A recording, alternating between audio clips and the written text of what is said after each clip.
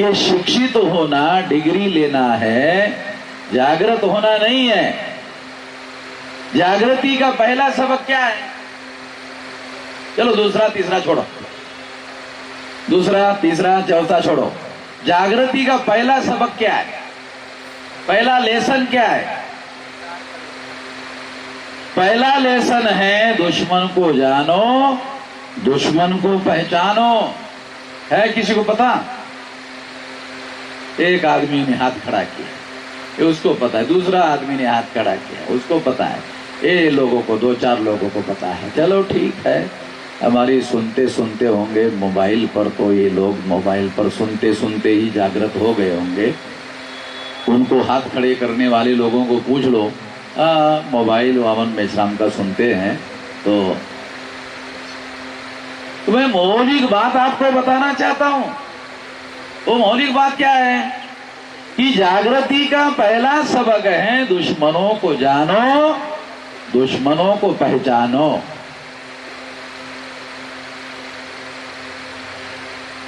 अब अगर मैं ये कहूं कि भारत में 3.5% ब्राह्मण हैं, अगर मैं ये कहूं कि भारत में 3.5% ब्राह्मण हैं और उनका विधायिका पर कब्जा है, कार्यपालिका पर कब्जा है, न्यायपालिका पर कब्जा है और मीडिया पर कब्जा है, लोकतंत्र के चारों पिलर पर कब्जा है, ये कहना गाली देना है या फैक्ट बताना है? आ रहा कुछ समझ में आ रहा? आ रहा? कुछ समझने की बातें बता रहा हूं, दो चीजों का फर्क बता रहा हूं। अगर मैं कह रहा हूं कि 3.5% ब्राह्मणों ने विधायिका पर कब्जा किया, कार्यपालिका पर कब्जा किया, न्यायपालिका पर कब्जा किया, मीडिया पर कब्जा किया, अगर ये सारा डाटा जो अवेलेबल है आपको बताया जाए तो क्या ये गाली देना है? क्या ये दोष देना है? तो मुझे लगता है हमारे पढ़े लिखे लोगों को अपना दिमाग ठीक करने की जरूरत है। समझ रहे हो? क्या मैं कह रहा हूं ब्राह्मणों तुम्हारी माप है, ऐसा बोल रहा हूं? मैं देहात करेंगे वाला गालियां हमें बहुत भयंकर किस्म की आती है। देहात में जैसी गालियां बोली जाती है ना, शहरों में नहीं बोली जाती है। वो बहुत आती है हमको, मगर माइक पर नहीं बोली जा सकती।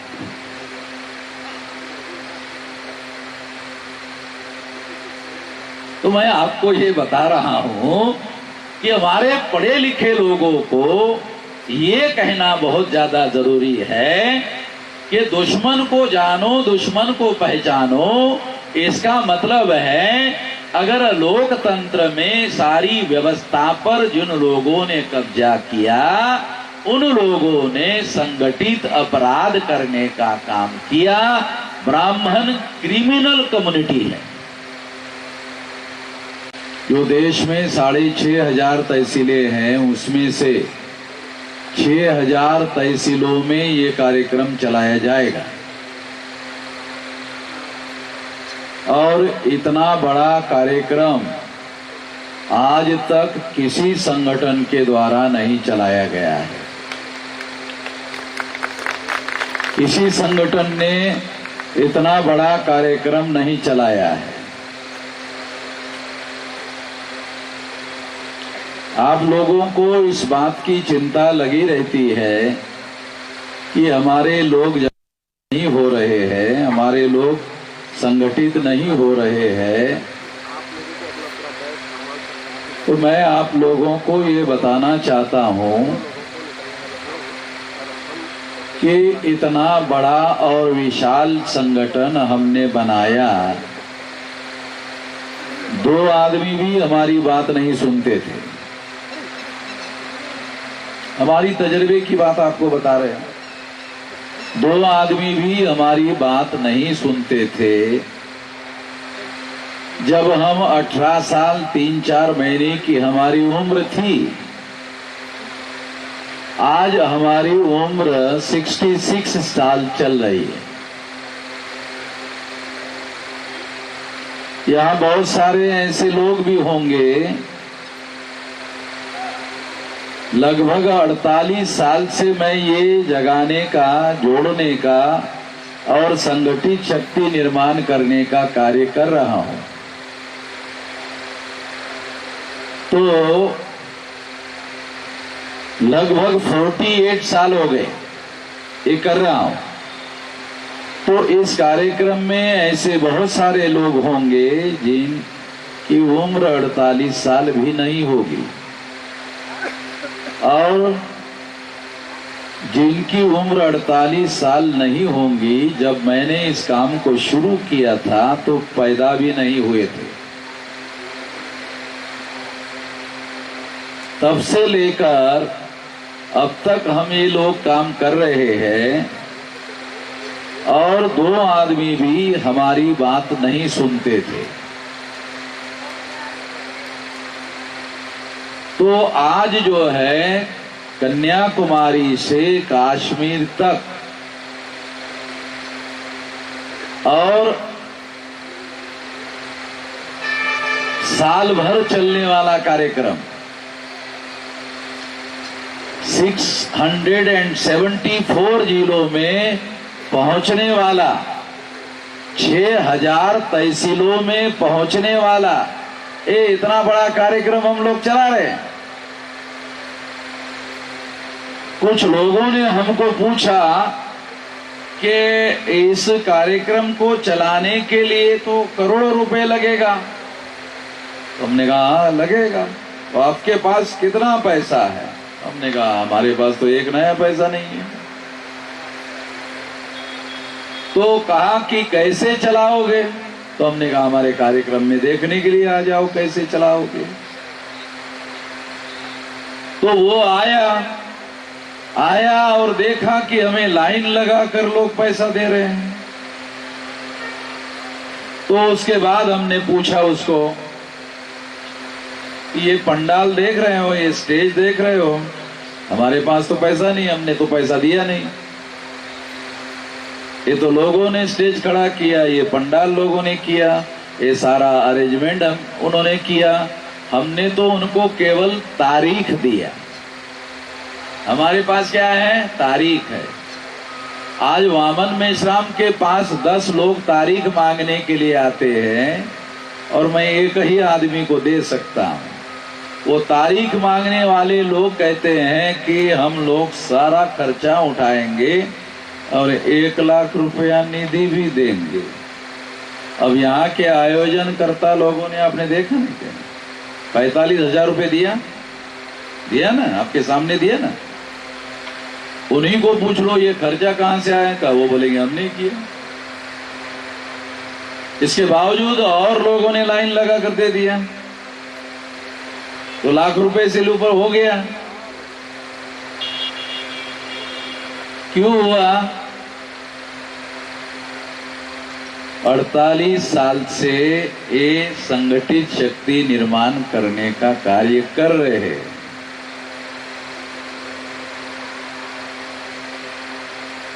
मैं कभी ये नहीं कहूंगा कि यहाँ लोग कम आए हैं। ये अवमान होगा आने वाले लोगों का, ये अवमान होगा आने वाले लोगों का। मैं आने वाले लोगों का अवमान करने का पक्षधर नहीं हूं। जो नहीं आए उसके लिए आने वाले लोगों का अपमान क्यों करूं?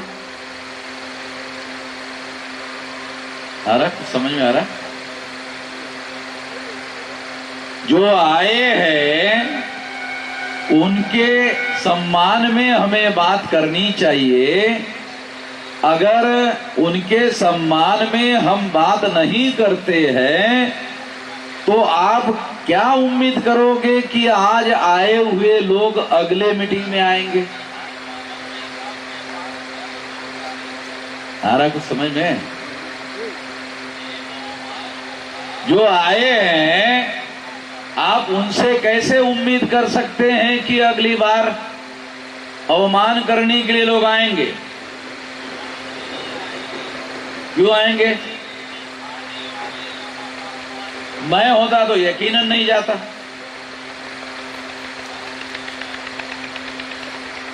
तो मैं आप लोगों को पॉजिटिव थिंकिंग के बारे में बता रहा हूं। ये जो बात बता रहा हूं, ये पॉजिटिव, एक नेगेटिव थिंकिंग है, एक पॉजिटिव थिंकिंग है। नेगेटिव थिंकिंग से कभी किसी को जगाया नहीं जा सकता, कभी किसी में उत्साह निर्माण नहीं किया जा सकता, कभी किसी की जागृति नहीं की जा सकती। जब लोग जागृत नहीं होंगे तो संगठित कैसे होंगे? लोग हमारे कहते रहते हैं, मैं देश भर में सुनता रहता हूं कि हमारे लोग नालायक हैं, वो आते नहीं है, उनको आना चाहिए। मैं इस सिद्धांत को नहीं मानता, मैं इस सिद्धांत को नहीं मानता। मैं इस सिद्धांत को मानता हूं कि संगठनकर्ता जितने नालायक होंगे उतने लोग कम आएंगे। समझ रहे क्या? उन नालायकों में मेरा भी नंबर है, ऐसा मैं मानता हूं कि मेरी जितनी योग्यता है, मेरी जितनी लायकी है, उतने लोग आए। मैंने 4 लाख लोग आरएसएस के हेडक्वार्टर पर लेके गया था, तो मेरी जितनी लायकी है उतने लोग मैं लेके गया। तो आरएसएस के लोग हेडक्वार्टर को लॉक लगाकर भाग गए।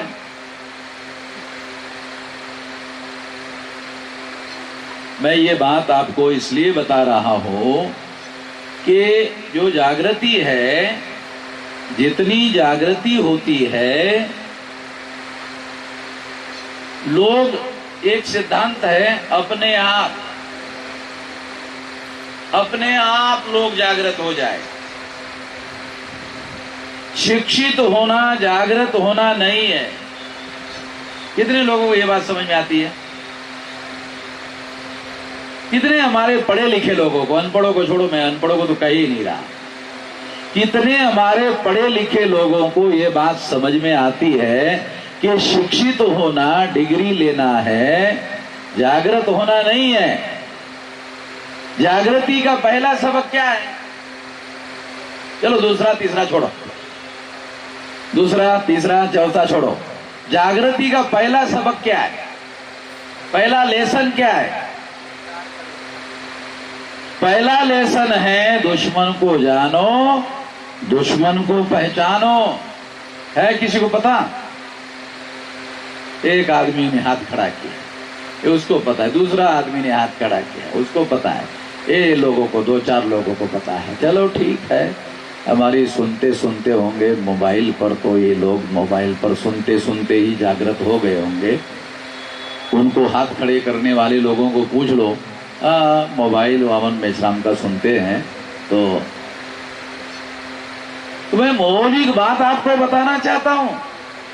वो मौलिक बात क्या है कि जागृति का पहला सबक है दुश्मनों को जानो, दुश्मनों को पहचानो।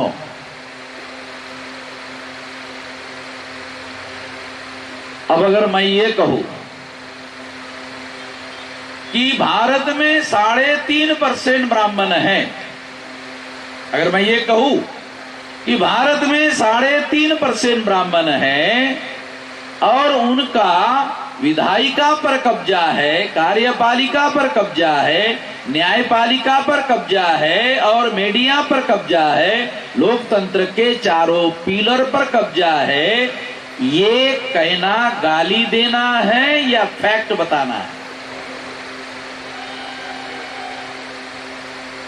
आ रहा कुछ समझ में आ रहा? आ रहा? कुछ समझने की बातें बता रहा हूं, 2 चीजों का फर्क बता रहा हूं। अगर मैं कह रहा हूं कि 3.5% ब्राह्मणों ने विधायिका पर कब्जा किया कार्यपालिका पर कब्जा किया, न्यायपालिका पर कब्जा किया, मीडिया पर कब्जा किया।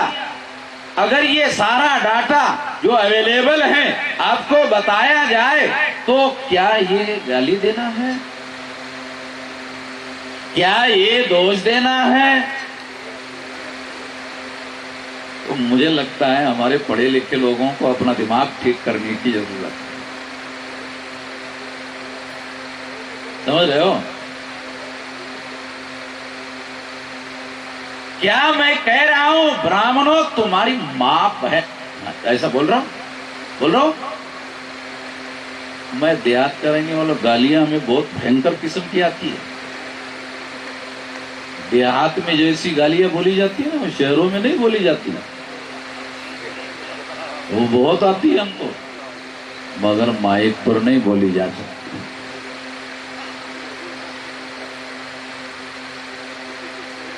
तो मैं आपको ये बता रहा हूं कि हमारे पढ़े लिखे लोगों को ये कहना बहुत ज्यादा जरूरी है कि दुश्मन को जानो, दुश्मन को पहचानो। इसका मतलब है अगर लोकतंत्र में सारी व्यवस्था पर जिन लोगों ने कब्जा किया उन लोगों ने संगठित अपराध करने का काम किया। ब्राह्मण क्रिमिनल कम्युनिटी है।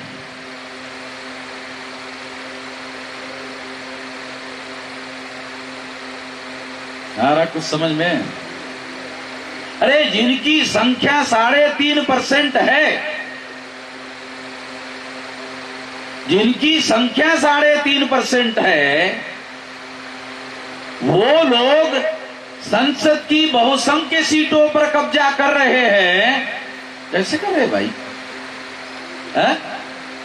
है किसी को पता कैसे कर रहे हैं? या कोई डाटा है आप लोगों के पास कैसे कर रहे हैं? मीडिया का इस्तेमाल कर रहे हैं, काले धन का इस्तेमाल कर रहे हैं, गुंडों का इस्तेमाल कर रहे हैं।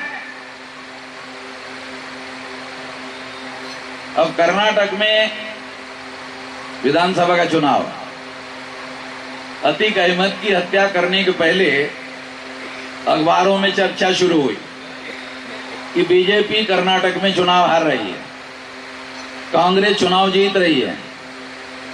एकाएक घटना घटित हो गई, अतीक अहमद को चौराहे पर वीडियो के सामने, मीडिया के सामने मार दिया।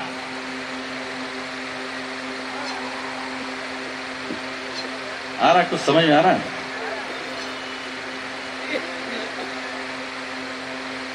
दूसरा, उत्तर प्रदेश के पंचायतों के चुनाव चल रहे,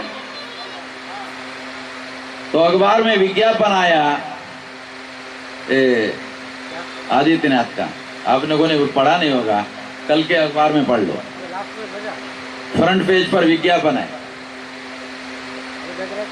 क्या है? 2 मुद्दे, इसके लिए वोट मांगा उन्होंने। हमने कानून व्यवस्था को ठीक किया और विकास किया।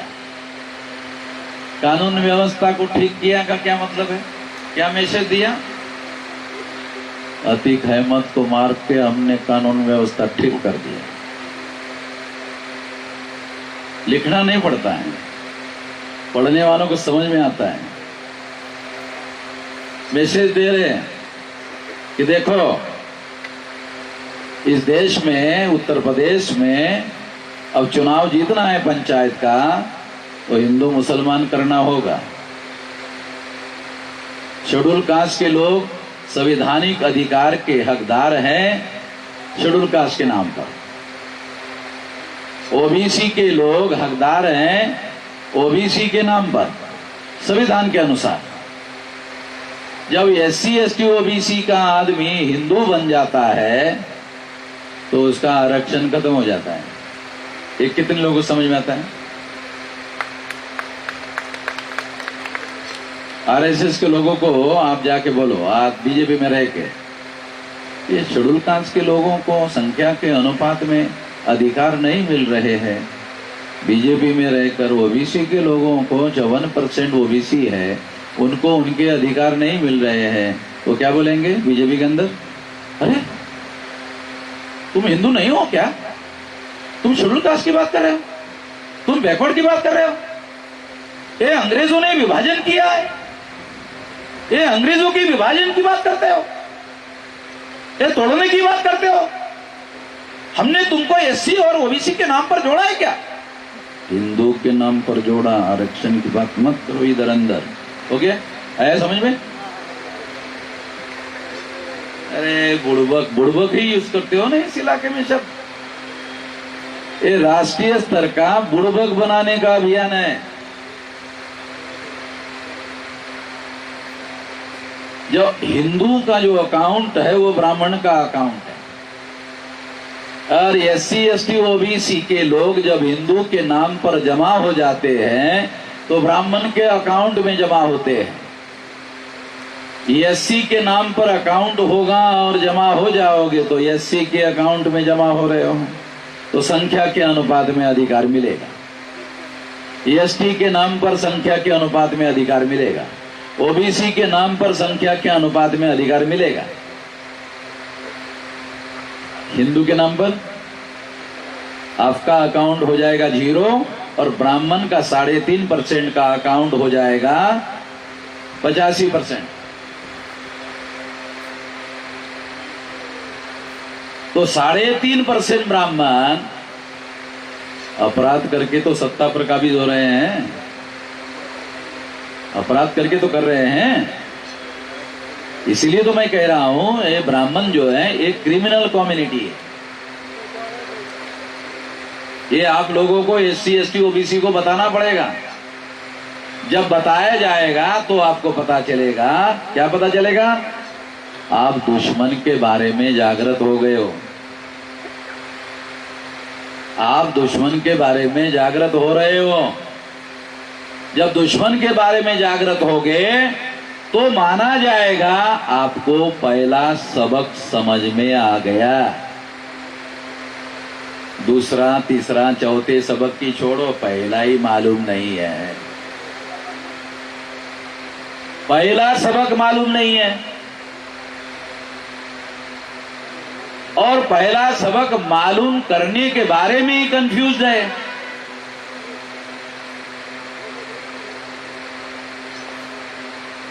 तो दुश्मन को दुश्मन कहना होगा।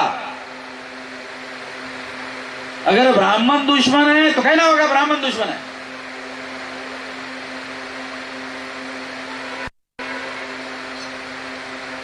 और तथ्य के साथ, फैक्ट के साथ, डाटा के साथ ये सारा डाटा आपको बताना होगा।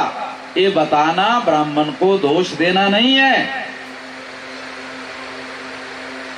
ये बताना ब्राह्मण को दोष देना नहीं है, तथ्य और फैक्ट बताना है।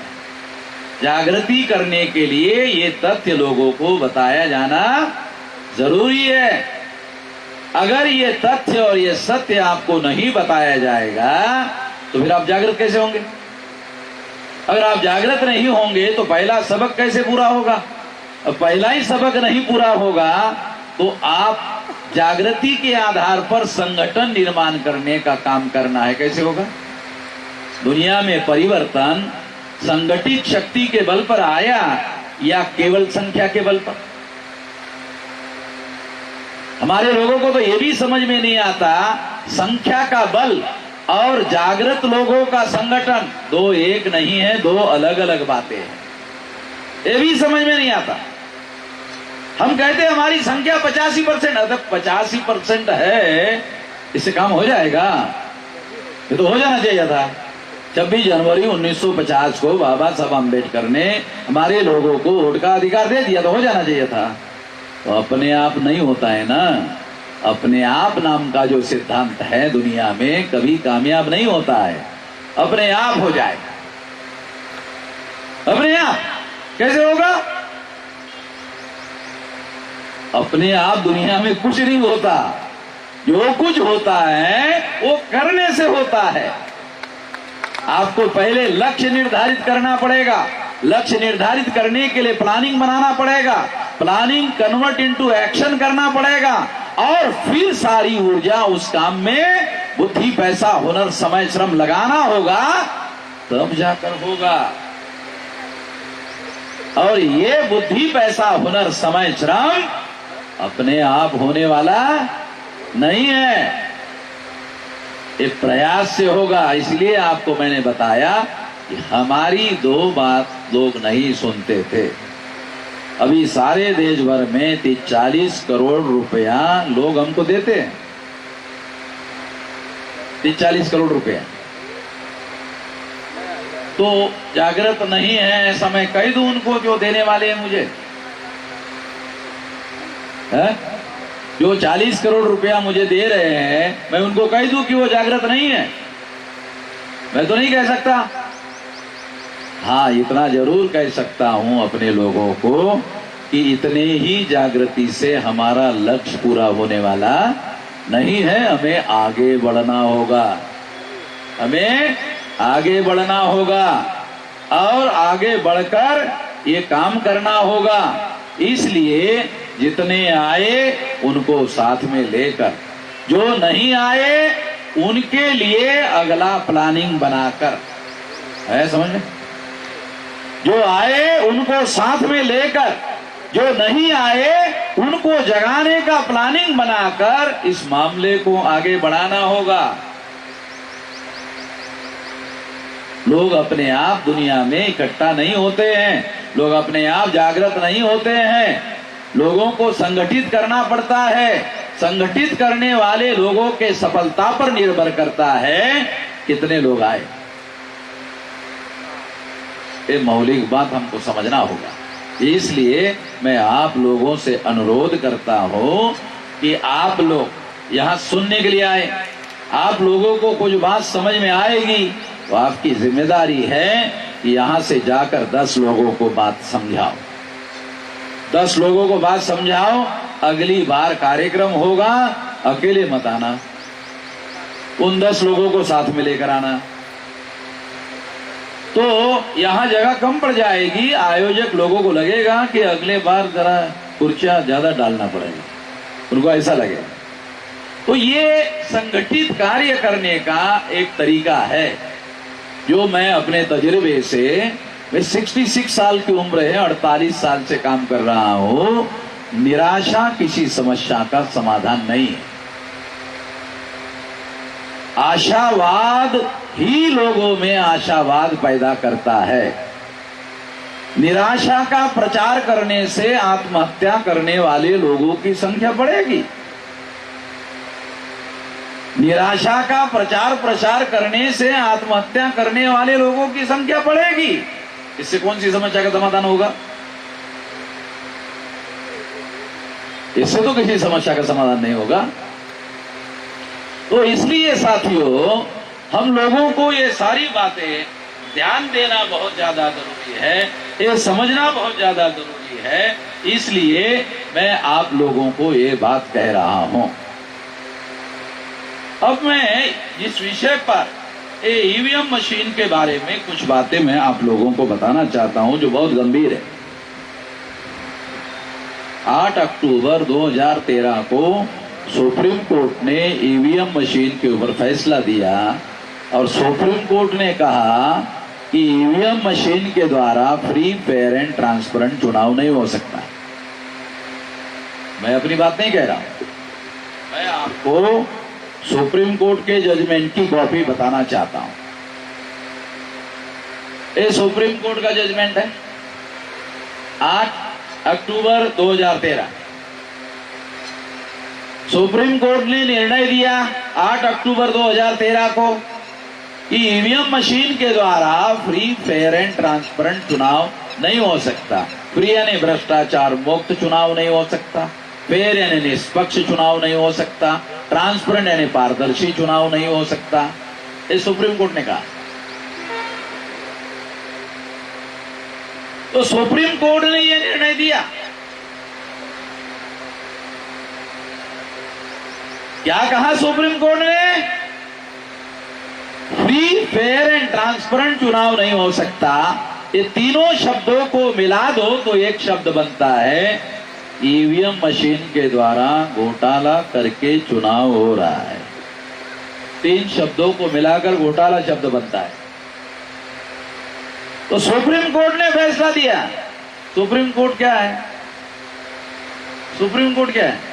भारत के संविधान के अनुसार बनाई हुई सबसे बड़ी अदालत है, भारत की सबसे बड़ी अदालत है। उसका दिया हुआ फैसला बदलने वाला फैसला नहीं है।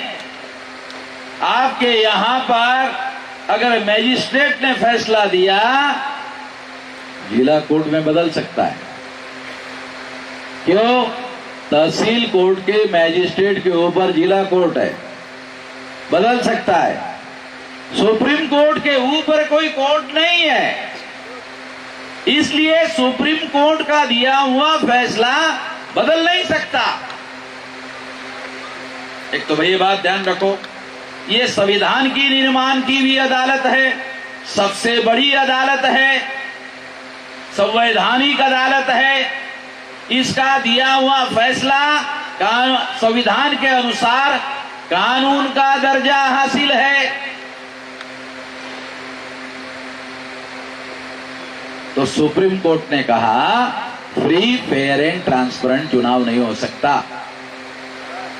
इसका अर्थ यह है ईवीएम मशीन में वोटों की चोरी होती है, घोटाला होता है।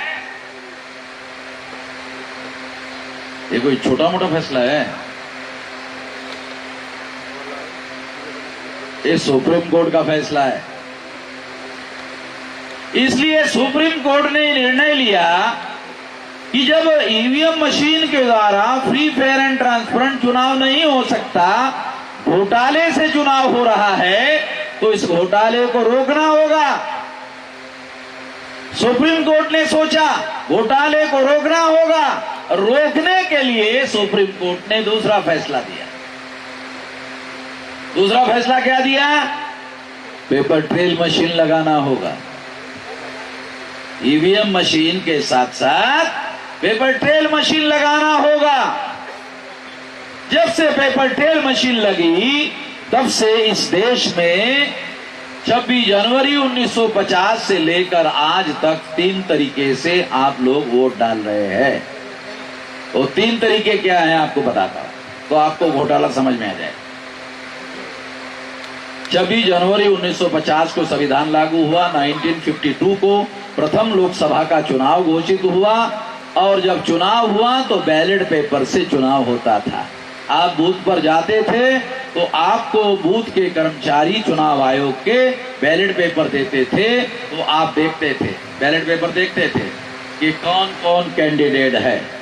आप देखते थे कौन कौन कैंडिडेट है, फिर देखते थे चुनाव निशान क्या है, फिर देखते थे चुनाव निशान क्या है, गधा, घोड़ा, सूअर, कुत्ता। ऐसे चुनाव निशान नहीं होते। आप लोग जानते हैं ऐसे चुनाव निशान नहीं होते। फिर मैं क्यों बोल रहा हूं?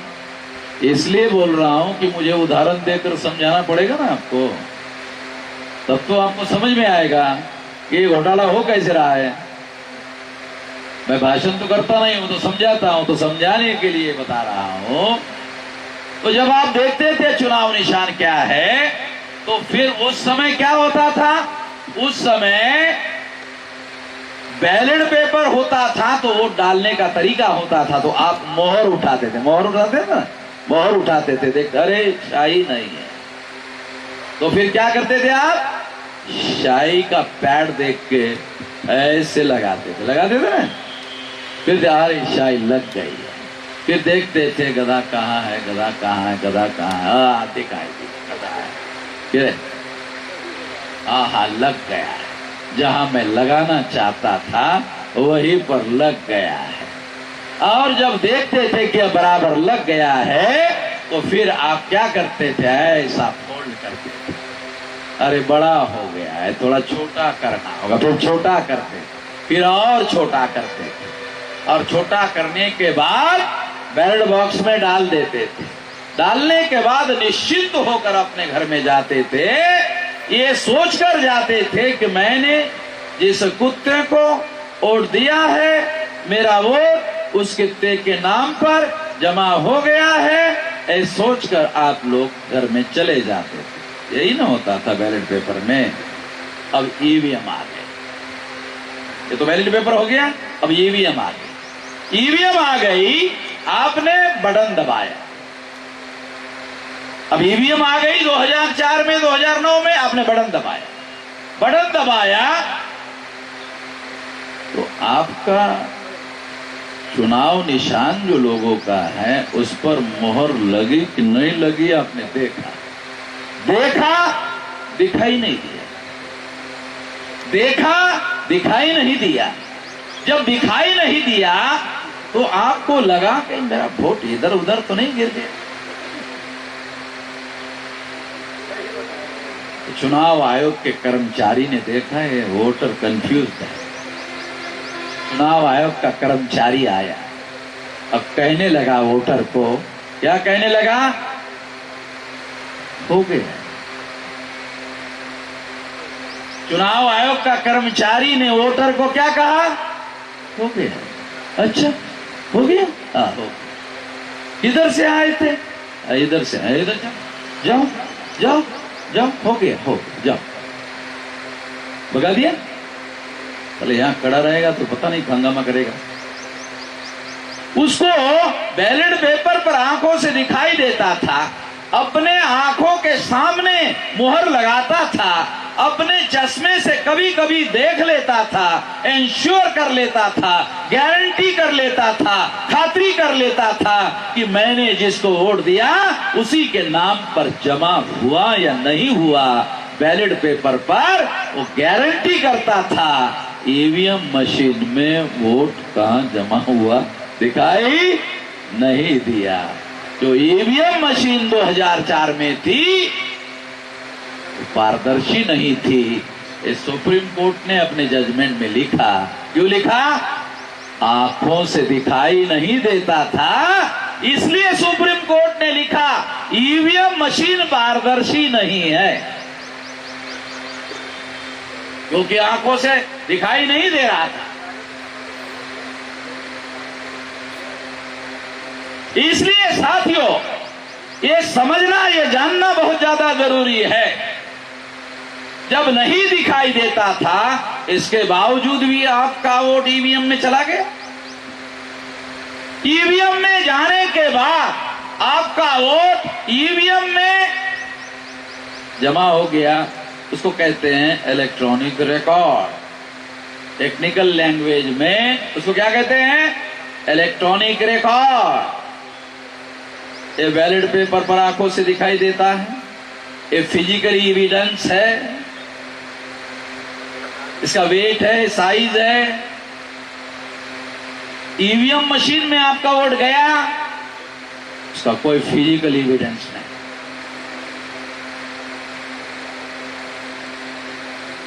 आपका वोट ईवीएम में गया 2004, उसका कोई फिजिकल एविडेंस नहीं है। वो आंखों से दिखाई नहीं देता, इसका मतलब है उसका फिजिकल एविडेंस नहीं है। वो आंखों से दिखाई नहीं दे रहा है। और इलेक्ट्रॉनिक रिकॉर्ड के बारे में सारे दुनिया के एक्सपर्ट ऐसा मानते हैं कि इलेक्ट्रॉनिक रिकॉर्ड ट्रांसफरेबल होता है। कितने लोगों को बताएं? चलो ठीक है, 2 4 5 लोगों को पता है। अब आपको बताता हूं, सबको पता चल जाए। इधर ही प्रयोग करके दिखा देता हूं। ये इलेक्ट्रॉनिक है, ये इलेक्ट्रॉनिक है, ये मोबाइल इलेक्ट्रॉनिक है। तो यहां पर लखनऊ में एयरपोर्ट पर राम नारायण बैठे हुए हैं और वो राम प्रसाद को दिल्ली में मैसेज लिख रहे हैं, राम प्रसाद जी, मैं एयरपोर्ट पर बैठा हूं, अभी थोड़ी देर में मैं फ्लाइट में बैठने वाला हूं और घंटे भरे में मेरी फ्लाइट दिल्ली पहुंच जाएगी। मैं दिल्ली में पहली बार आ रहा हूं, मैं दिल्ली जानता नहीं हूं, आप टर्मिनल 3 पर आ जाइए और मुझे रिसीव करके ले जाइए, तो मैं ठीक ठिकाने पर पहुंच जाऊंगा, नहीं तो मुझे मुश्किल होगी। ये मैसेज टाइप किया, राम नारायण ने मैसेज टाइप किया, राम प्रसाद को भेज दिया दिल्ली में और क्षण भर में आपका राम प्रसाद का मैसेज, राम नारायण का मैसेज राम प्रसाद को मिल गया, हो गया ट्रांसफर। तो इलेक्ट्रॉनिक रिकॉर्ड ट्रांसफरेबल होता है, हो गया मैसेज ट्रांसफर हो गया। अगर आपने ये मैसेज अमेरिका के न्यूयॉर्क में भेजा तो भी जाता है, लंदन में भेजा तो भी जाता है, चांद पर भेजा भी जाता है। चांद पर समझते हो, हमारी लोगों की थोड़ी समस्या ये है, हमारे लोगों को अक्षर की साक्षरता नहीं चली। कंप्यूटर की साक्षरता कहां से होगी?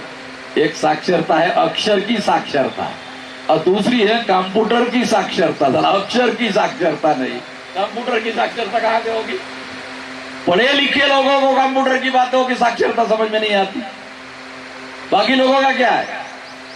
तो हमारे देश में, अमेरिका में 100% पढ़े लिखे लोग, यूरोप में 100% पढ़े लिखे लोग, हमारे यहाँ 80% अनपढ़ और आधे पढ़े लिखे लोग। आधे पढ़े लिखे समझते हो? ये अनपढ़ से ज्यादा खतरनाक होते हैं। तो आधे पढ़े लिखे जो लोग हैं ये अनपढ़ों से ज्यादा खतरनाक होते हैं। जितने जल्दी समझ जाओ उतने जल्दी ठीक होगा, मजाक के लिए नहीं कह रहा हूं। ये हमारे समाज की समस्या है, ये हमारी दुर्भरी समस्या है, ये हमको समझना होगा और संगठन चलाने वाले लोगों को इस समस्या का समाधान करना होगा। लोग अपने आप इसलिए सक्षम होने वाले नहीं है। तो इसलिए मैं आप लोगों को ये बात बता रहा हूं कि ये मैसेज ट्रांसफरेबल है और दुनिया के किसी भी कोने में ये मैसेज जो है वो पहुंच सकता है। ईवीएम मशीन कितनी बड़ी होती है? 1.5 फीट की है। ईवीएम मशीन 1.5 फीट की होती है। अब 1.5 फीट में 7 लोगों का वोट जमा है, राम नारायण का भी जमा है, राम प्रसाद का भी जमा है और 5 लोगों का जमा है। तो राम नारायण का वोट राम प्रसाद के नाम पर ट्रांसफर करना है मशीन और मशीन के अंदर, तो कितना छलांग लगाना होगा? 1.5 फीट की लगाना होगा ना। लंदन में तो जाना नहीं ना उसको, न्यूयॉर्क में तो जाना नहीं ना उसको, ये मशीन के अंदर ही अंदर 1.5 फीट में ट्रांसफर करना है।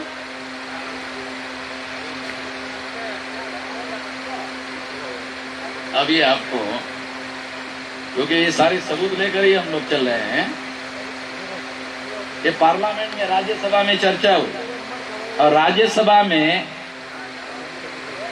ये बताया गया सरकार के द्वारा कि जो ईवीएम मशीन में चिप लगाई जाती है वो 1 टाइम प्रोग्रामेबल है।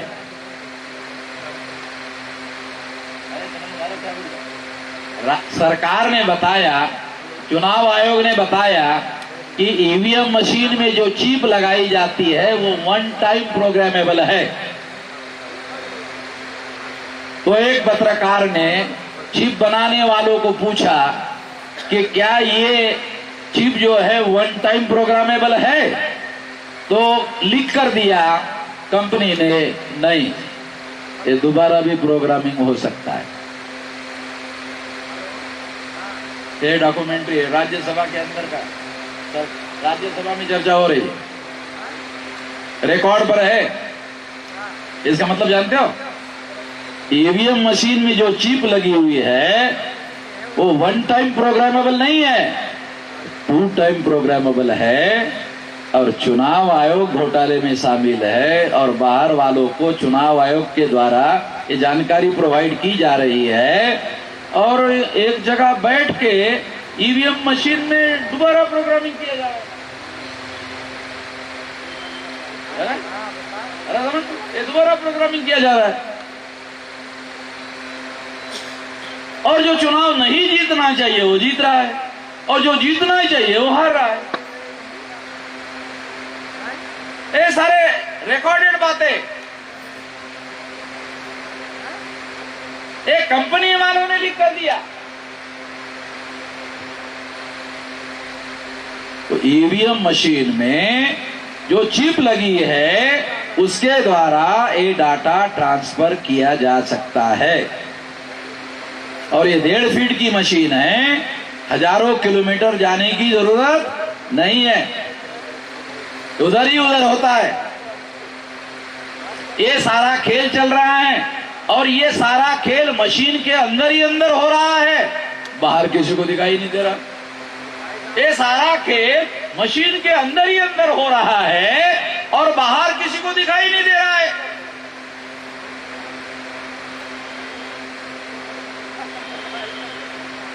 अंदर ही अंदर चल रहा है।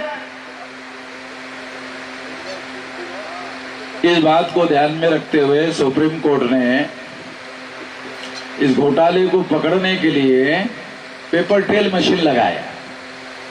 अब देखो, अब तीसरा तरीका आ गया। पहला हो गया बैलेट पेपर का, दूसरा हो गया ईवीएम का, अब तीसरा आ गया पेपर ट्रेल मशीन। आपने बटन दबाया, पेपर ट्रेल में आपने बटन दबाया। पेपर ट्रेल में बटन दबाने के बाद क्या हुआ? 2014 में पेपर ट्रेल मशीन लगी, क्या हुआ? आंखों से दिखाई दिया। क्या हुआ? जो आंखों से ईवीएम में दिखाई नहीं देता था, 2014 में आंखों से दिखाई दिया कि आपने किसको वोट दिया। तो चुनाव आयोग को मालूम था, क्या मालूम था? ईवीएम में घोटाला होता है। क्यों मालूम था? क्योंकि ईवीएम मशीन परचेज करने का अधिकार चुनाव आयोग के पास था। चुनाव आयोग ने कंपनी वालों को बुलाया और कंपनी वालों को कहा, हमें ईवीएम मशीन बनाना है। कंपनी वालों ने पूछा, कैसी बनाना है? घोटाला करने वाली बनाना। कंपनी वालों ने कहा, सुनने में नहीं आया, जरा जोर से बोलो। कहा कि 2 नंबर का काम है, ज्यादा जोर से बोल नहीं सकता। 2 नंबर का काम है, एक घोटाला करने वाली मशीन बनाना है। ज्यादा जोर से बोलूंगा, दीवार को भी कान होते हैं, पता नहीं साला सुन लेगा कोई तो जेल में चला जाऊंगा, तो इसलिए ज्यादा जोर से नहीं बोल सकता। अच्छा ठीक है, बना दूंगा। कंपनी वाले ने क्या कहा? ठीक है, बना दूंगा, पैसा ज्यादा लगे। चुनाव आयोग ने कहा, सुनने में नहीं आया। कहा कि ज्यादा जोर से बोलूंगा तो पता चलेगा कि ज्यादा पैसा मांग रहा हूं, तो लोग पूछेंगे कि क्यों मांग रहे हो ज्यादा पैसा, तो बताना पड़ेगा 2 नंबर की मशीन बनाना है, तो इसलिए ज्यादा पैसा लगेगा। कंपनी वाले ने कहा, वैसे मैं सस्ती मशीन भी दे सकता। कंपनी वाले ने चुनाव आयोग को कहा, सस्ती मशीन भी दे सकता हूं। अच्छा, कैसे मिलेगी? कहा कि सस्ती मिलेगी, ईमानदार मिलेगी। ईमानदार नहीं चाहिए हमको, घोटाला करने वाली चाहिए। चुनाव आयोग को पहले से मालूम है कि ईवीएम मशीन घोटाला करने वाली मशीन है, इसलिए जब सुप्रीम कोर्ट ने 8 अक्टूबर 2013 को ऑर्डर दिया पेपर ट्रेल मशीन लगाने का, तो ये घोटाला पकड़ने वाली मशीन थी। तो चुनाव आयोग ने क्या किया? घोटाला पकड़ने वाली मशीन 2014 में कितनी लगाया? 0.33%। 0.33%, आधा % भी नहीं लगाया। क्यों? ज्यादा मशीन लगाएंगे ज्यादा घोटाला पकड़ा जाएगा, इसलिए 0.33% लगाया। कितना नहीं लगाया? चुनाव आयोग ने 99.67% मशीन नहीं लगाया। दोबारा बताता हूं, आंकड़ा आप लोगों को मालूम होना चाहिए। घोटाला पकड़ने वाली मशीन कितनी लगाया? 0.33%। कितना नहीं लगाया? 99.67% नहीं लगाया। तो एज गुड एज लगभग नहीं लगाया। इसका मीनिंग होता है लगभग नहीं लगाया। तो चुनाव आयोग ने 2014 को लगभग नहीं लगाया, 15 को नहीं लगाया, 16 को नहीं लगाया, नहीं 14, 15, 16 को नहीं लगाया। जब नहीं लगाया तो क्या हुआ? जब नहीं लगाया,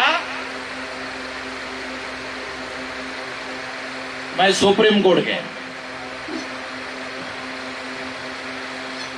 हमारे यहां बैठे हुए मुझे लगता किसी ने सुप्रीम कोर्ट गया होगा, और हमारे बैठे हुए लोगों में से किसी ने सुप्रीम कोर्ट देखा भी नहीं होगा। कभी कभार अखबार में उसकी बिल्डिंग की पिक्चर आता है तो पिक्चर जरूर देखा होगा।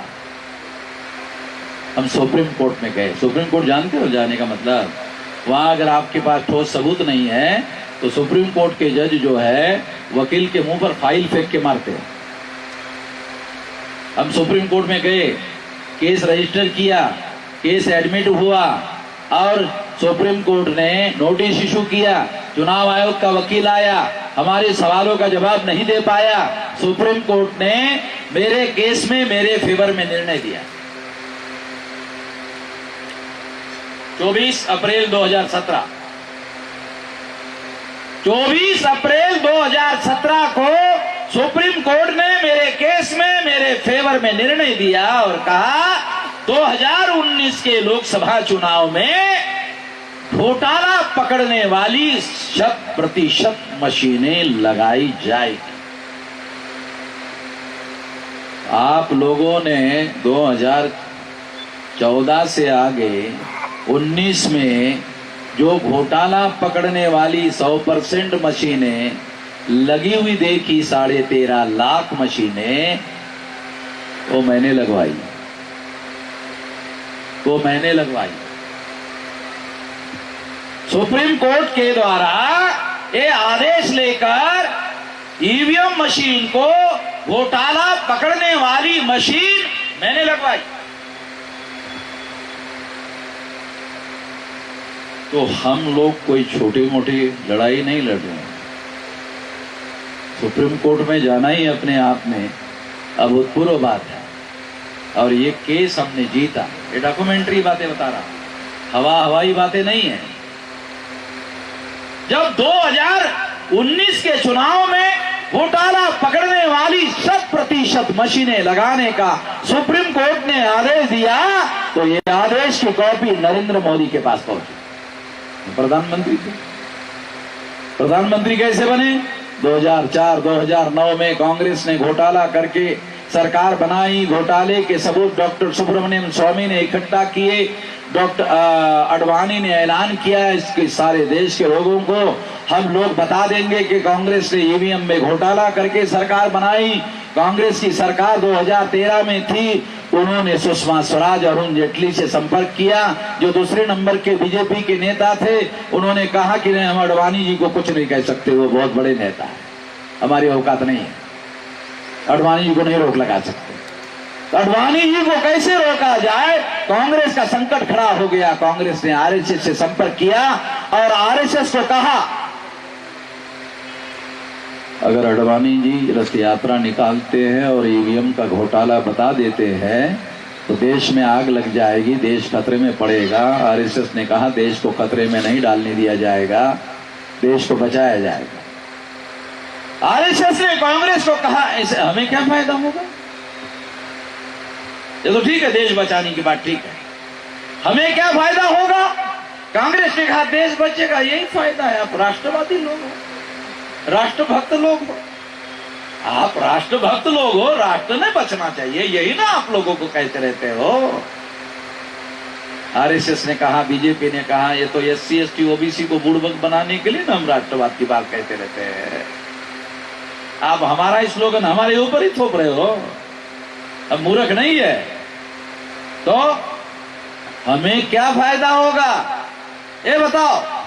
कांग्रेस ने कहा चलो ठीक है, 2014 का चुनाव सरकार हमारी है, चुनाव कमिश्नर हमने बनाया, सारे देश की मशीनरी चुनाव कमिश्नर के नियंत्रण में होती है। 2014 का चुनाव आपको जितवा देते हैं, आप चुप रहो।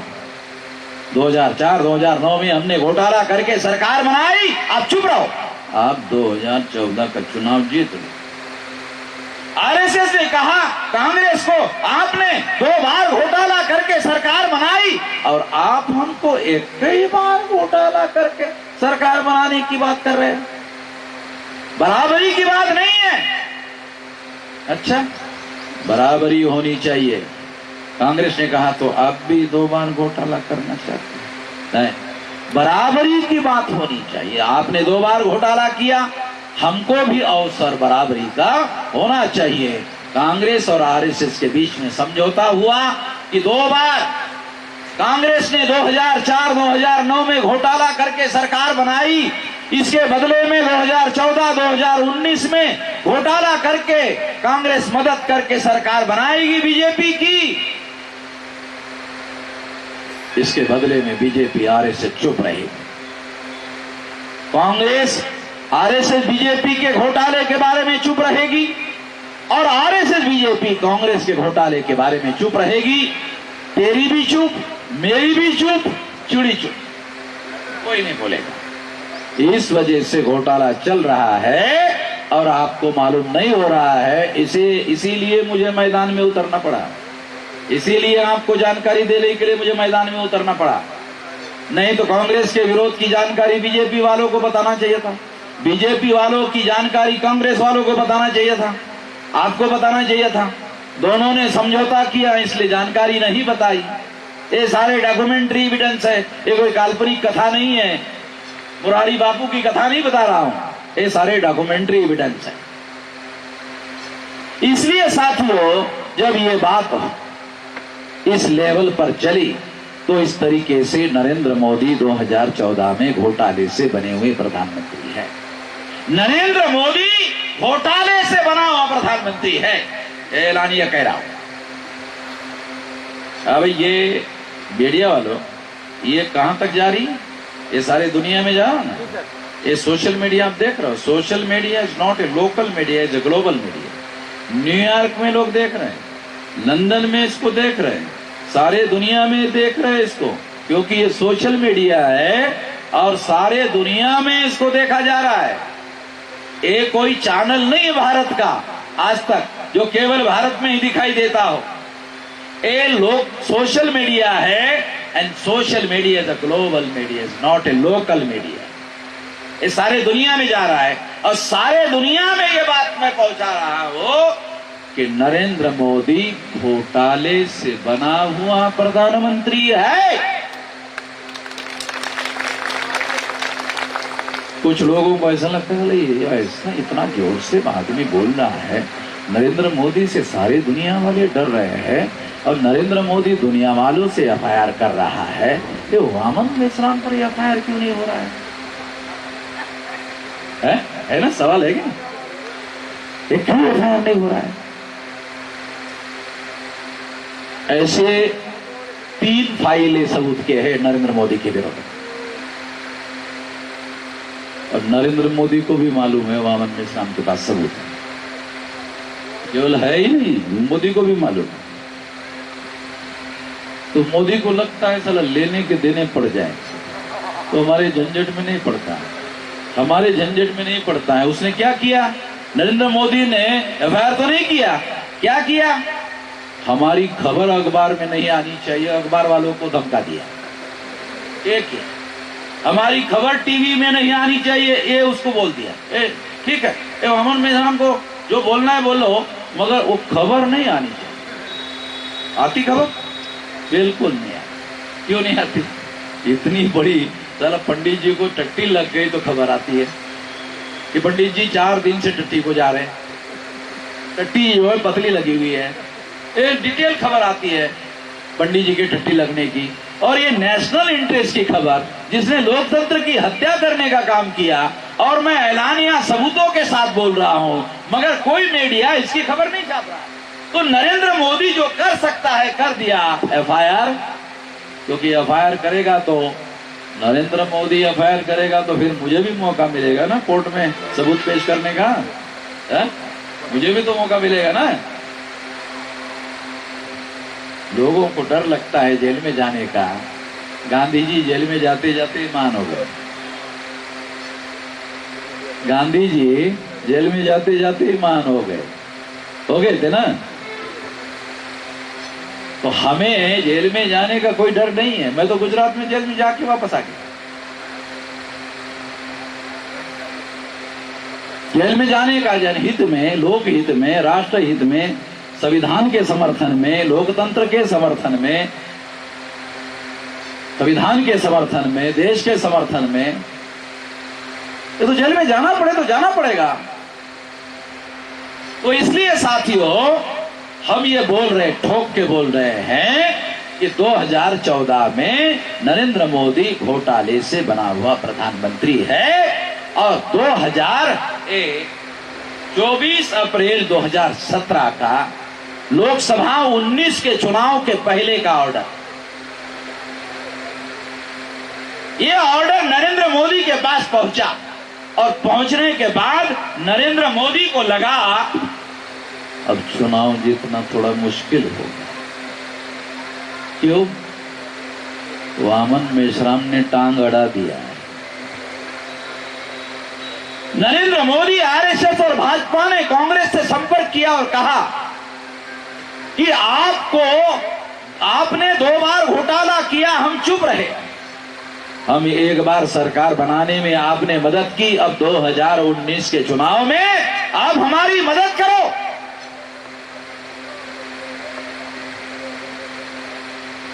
आरएसएस ने कांग्रेस को मदद करो। कांग्रेस ने कहा प्रधानमंत्री कौन है? हम। सरकार किसकी है? हमारी है। देश का मशीनरी आईएएस आईपीएस की किसके नियंत्रण का? हमारे नियंत्रण में है। चुनाव कमिश्नर किसने बनाया? हमने बनाया। तो क्या मदद चाहिए भाई? सारा तो तेरे ही नियंत्रण में। मोदी जी, सब कुछ तेरे ही नियंत्रण में है, तो हमारे मदद की क्या जरूरत है? ये नहीं, वामन मेश्राम ने सुप्रीम कोर्ट का ऑर्डर लाया है। वामन मेश्राम का ऑर्डर जो है, ये गांधी जी की, जो वामन मेश्राम की जो टांग है ना, वो गांधी जी की टांग की तरह सिंगल हड्डी की टांग नहीं है, तो डबल हड्डी की टांग है, वो अड़ा दिया।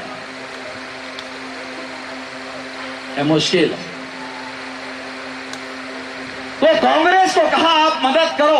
फरवरी 2019 के चुनाव में कांग्रेस के वकील, सुप्रीम कोर्ट के सबसे बड़े वकील अभिषेक मनु संघवी, सुप्रीम कोर्ट के, फरवरी 2019, सारा डॉक्यूमेंट्री एविडेंस। फरवरी 2019 में जब सुप्रीम कोर्ट में गए, उन्होंने केस डाला मिलान करना हो। ये जो वामन मेश्राम का ऑर्डर है, इसके आधार पर 13 लाख से लेकर 18 लाख तक ये चिट्ठियां गिननी पड़ेगी, बड़ा लंबा समय लगेगा। हमारा वकील था सुप्रीम कोर्ट में, हमारे वकील ने कांग्रेस के वकील को कहा, वकील साहब, बाबा साहब अम्बेडकर ने संविधान में लिखा है फ्री, फेयर एंड ट्रांसपेरेंट चुनाव, फ्री, फेयर एंड ट्रांसपेरेंट चुनाव, यही ना लिखा हुआ है, फ्री, फेयर एंड ट्रांसपेरेंट चुनाव, ये तीनों ही शब्द लिखा हुआ है ना। इसके अलावा कुछ है? आप बोल रहे हैं ये मिलान करा दो, और वामन मेश्राम जो है उसके आदेश के अनुसार इतने गिनती करनी होगी, ज्यादा समय लगेगा। क्या बाबा साहब अम्बेडकर ने संविधान में लिखा है ज्यादा समय नहीं लेना चाहिए? है तो दिखाओ। सुप्रीम कोर्ट में हमारे वकील ने पूछा, क्या बाबा साहब अम्बेडकर ने संविधान में लिखा है ज्यादा समय नहीं लेना होगा? है? चीफ जस्टिस रंजन गोगोई थे। रंजन गोगोई ने हमारी बात को अनसुना कर दिया। क्यों? एक औरत ने उसके ऊपर आरोप लगाया कि इसने मेरा विनय भंग किया। आरएसएस के वकील थे शरद बोबड़े, नागपुर के, हम भी नागपुर के जानते हैं, वो दूसरे नंबर के जज थे। जस्टिस गोगोई के बाद वो चीफ जस्टिस ऑफ इंडिया हो गए। उसकी अध्यक्षता में 7 जज का बेंच बैठा और जस्टिस गोगोई की जांच हुई। जस्टिस गोगोई को शरद बोबड़े ने, जो आरएसएस का उसका दादा वकील विंग का संस्थापक अध्यक्ष था, उसका पोता दूसरे नंबर का जज था, उसकी अध्यक्षता में जस्टिस गोगोई को निर्दोष छोड़ दिया गया। जस्टिस पटनायक की अध्यक्षता में उस औरत की जांच करवाई गई।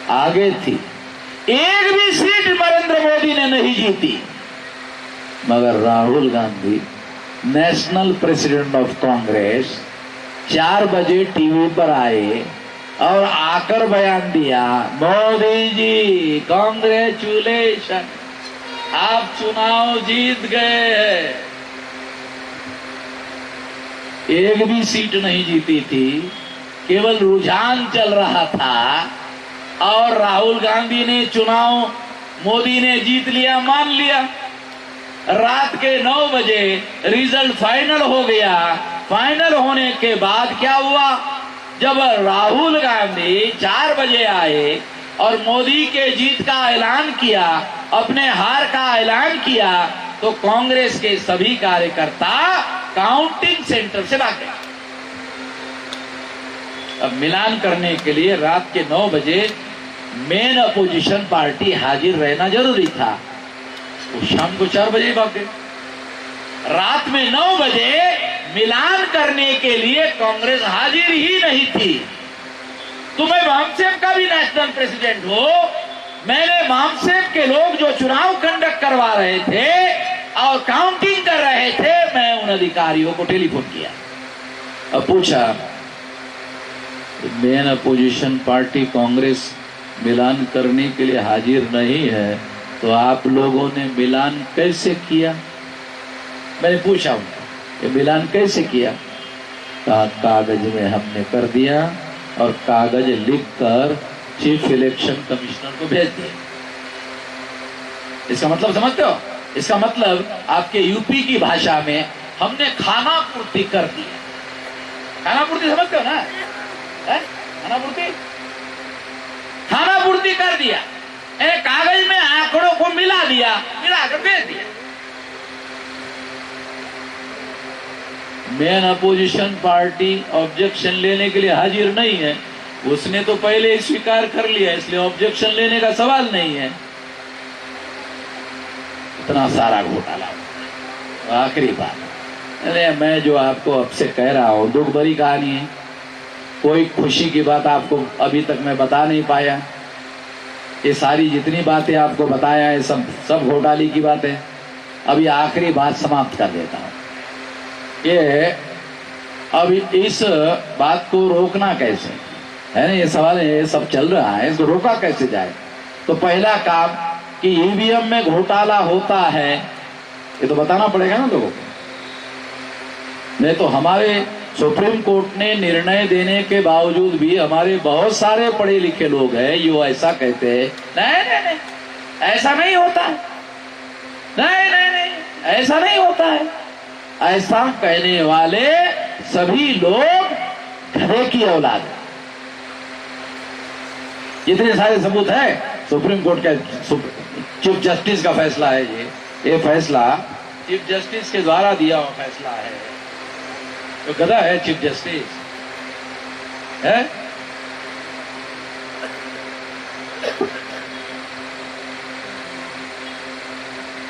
तो पहले तो हमें लोगों को बताना पड़ेगा कि ईवीएम में घोटाला होता है। दूसरी बात, चुनाव आयोग को रिटर्न मेमोरेंडम देना होगा कि अगर आप ईवीएम में ही चुनाव करवाना चाहते हो तो आप जब बेईमानी करने वाली मशीन बना सकते हो तो ईमानदार वाली भी मशीन बना सकते हो, ईमानदार वाली मशीन बनाओ। और आर्टिकल 32 के तहत नागरिकों के मौलिक अधिकारों की रक्षा करने की जिम्मेदारी सुप्रीम कोर्ट की है। तो सुप्रीम कोर्ट आर्टिकल 32 के तहत 3 जजों की कमेटी बनाए और वो निगरानी करे चुनाव आयोग ईमानदारी से चुनाव करवा रहा है कि नहीं करवा रहा है। ईवीएम मशीन को जांच पड़ताल करने का काम करे कि मशीनें ईमानदार बनाए कि नहीं बनाया। अभी करंट खबर है, करंट है ना, अभी करंट खबर है आज की, आप देख लेना। 6.5 lakh paper trail machine defect पाई गई 2019 की, है ना, अभी खबर है ना। 6.5 लाख, 13 लाख मशीनों में 6.5 लाख मशीनें पेपर ट्रेल डिफेक्टिव पाई गई, जिस पर चुनाव संपन्न कराया गया। क्या मतलब? इसका मतलब यह है कि ये घोटाला 2019 के चुनाव में इसी मशीन पर करवाया गया। तो चुनाव आयोग चाहे तो ईमानदार मशीन बनवा सकती है, मगर वो निगरानी 2 लोगों की होनी चाहिए, एक सुप्रीम कोर्ट के 3 जजों के पैनल की। हम ऐसी मांग नहीं कर रहे हैं। आर्टिकल 32 के तहत संविधान निर्माताओं ने नागरिकों के मौलिक अधिकारों की रक्षा करने की जिम्मेदारी सुप्रीम कोर्ट की लगाई है। इसकी वजह से मैं सुप्रीम कोर्ट से मांग कर रहा हूं, ऐसी मांग नहीं कर रहा हूं। वोट का अधिकार मौलिक अधिकार है, मौलिक अधिकार के रक्षा करने की जिम्मेदारी सुप्रीम कोर्ट की है। आर्टिकल 32 के तहत वो निगरानी कर सकता है चुनाव में, डे टू डे और मिनट टू मिनट। अगर डे टू डे और मिनट टू मिनट निगरानी करने का काम करे चुनाव आयोग का सुप्रीम कोर्ट, तो चुनाव आयोग गड़बड़ी करने का काम नहीं कर पाएगा। ये करना होगा। और ये अगर मांग चुनाव आयोग हमारी मांग मानता नहीं है, भारत बंद करेंगे, भारत बंद करेंगे। ये चौंकाने वाला खुलासा 2019 के लोकसभा चुनाव में इस्तेमाल हुई वीवीपैट मशीन 37% खराब निकली, हर 3 में 1 मशीन खराब। ये आज की खबर। साथियों, ये अंग्रेजी में भी है, हिंदी में भी है। मैं आपको फैक्ट और तथ्य बता रहा हूं ताकि आप लोगों को मालूम हो कि कहीं हम लोग आपको गलत तो जानकारी नहीं दे रहे हैं, ऐसा आपको लग सकता है। ये सारे डॉक्यूमेंट्री एविडेंस है, सुप्रीम कोर्ट के चीफ जस्टिस का दिया हुआ फैसला है। इसलिए अगर चुनाव आयोग नहीं मानता है तो भारत बंद करेंगे। आपको याद होगा हमने सीए के मुद्दे पर भारत बंद करवाया था, याद है? हमने सीए के मुद्दे पर भारत बंद करवाया था और विशाल भारत बंद हुआ था। और इतना बड़ा भारत बंद हुआ था, जानते हो? हमारे भारत बंद की वजह से नरेंद्र मोदी, अमित शाह, विश्व हिंदू परिषद और भारतीय जनता पार्टी, ये जो लोग हैं, इनका जो ईवीएम मशीन के अंदर जो घोटाले वाला मामला है, इसको रोक लगाने का काम हमने किया। और ऐसा ऑर्डर जो है वो हम लोगों के द्वारा लाया गया, और वो ऑर्डर जो है वो इन लोगों को भी पता है। और इस वजह से इन लोगों ने, जब हमने भारत बंद किया तो सीए का जो कानून है अभी तक लागू नहीं हुआ। इतना बड़ा भारत बंद हमने करवाया, नरेंद्र मोदी का पास किया हुआ कानून अभी तक लागू नहीं है, ये हमारी वजह से रुका हुआ है। इसका मतलब है नरेंद्र मोदी बहुत ताकतवर प्रधानमंत्री हैं, ठीक है, मगर हमने उनके कानून को लागू नहीं होने दिया, तो हमारी भी तो ताकत है? हमारी भी तो ताकत है। अगर हमारी ताकत 1 इंच ज्यादा नहीं होती तो हम रोक लगाने में कामयाब होते। अरे हमारे पास भी ताकत है भाई, छोटी मोटी ताकत नहीं। भारत बंद करवाया था, वो कानून अभी भी लागू होने से रोका हुआ, डब्बे में बंद करके रखा हुआ। और यहाँ के कुछ लोग जेल में गए थे, जेल में यहाँ के लोग अगर गए थे तो मैं उन लोगों का गौरव मानता हूँ कि जो लोग इस कानून को रोकने के लिए जेल में गए थे, उनके लिए, उनकी वजह से वो कानून डब्बे में घोल है, अभी तक लागू नहीं कर पाए। वो लोग गौरवशाली हैं जो इस काम के लिए जेल में गए थे। साथियों, आखिरी बात, अगर भारत बंद करने के बाद भी चुनाव आयोग बात नहीं मानते हैं तो 2024 के चुनाव में ईवीएम मशीन फोड़ेंगे। जो मशीन हमारे किस्मत को फोड़ने का निर्णय कर चुकी है, उस मशीन को फोड़ेंगे। और सबसे पहले मैं फोड़ूंगा। हमारा पुणे के पास नगर जिला है, एक कार्यकर्ता है, उसने मशीन फोड़ दिया। मैंने उसको, अरे 15 लाख मशीन फोड़ने की बात मैंने किया था, तूने अकेले ने क्यों फोड़ा? कहा कि आपने 2023 में कहा 24 में फोड़ेंगे, तो मेरे से रहा नहीं गया, तो मैंने यही फोड़ दिया। 24 तक मेरे से रहा नहीं गया, ये फोड़ दिया। मैंने कहा क्या हुआ? अब उन्हें फोड़ दिया तो क्या हुआ? एफआईआर हो गया। आगे क्या हुआ? का केस हो गई। फिर क्या हुआ? का जमानत हो गई। फिर क्या हुआ? केस चली। फिर क्या हुआ? जज ने पूछा क्यों फोड़ा? तो कहा वामन मिश्राम ने बताया था, ईवीएम में गड़बड़ी होती है। कहा वामन मिश्राम के पास क्या सबूत है? कहा कि ये अंग्रेजी में मैं नहीं जानता हूं क्या लिखा है। अच्छा ये सबूत है, ला मेरे पास। तो उसने जज को दे दिया। जज ने देखा, हाँ सुप्रीम कोर्ट ने दिया है, जाओ तुमको बरी कर दिया जाता। एक आदमी को ईवीएम फोड़ने के बाद बरी कर दिया। 15 लाख मशीनें फोड़ेंगे तो 15 लाख को जेल में डालेंगे? सुना आपने कभी? एक आदमी ने एक आदमी की हत्या की, 300 आर्टिकल लग जाता है। 15 लाख लोग इकट्ठा होकर एक राजा की हत्या की, एफआईआर होता है? एफआईआर नहीं होता। क्या होता है? दूसरे दिन अखबार में खबर आती है, क्या आती है? रेवोल्यूशन हो गया। 15 लाख पर एफआईआर नहीं होता। 15 लाख की जब खबर आती है तो कहते हैं रेवोल्यूशन हो गया। हमारे लोगों को ये सारी जानकारी होना जरूरी है और ये लड़ाई लड़ना आवश्यक है। तो आने वाले समय में ये लड़ाई हम लड़ेंगे। इस लड़ाई का आप लोग साथ सहयोग करोगे, इस आशा और विश्वास के साथ आपने मेरी बात ध्यान से सुनी, इसके लिए आभार, धन्यवाद।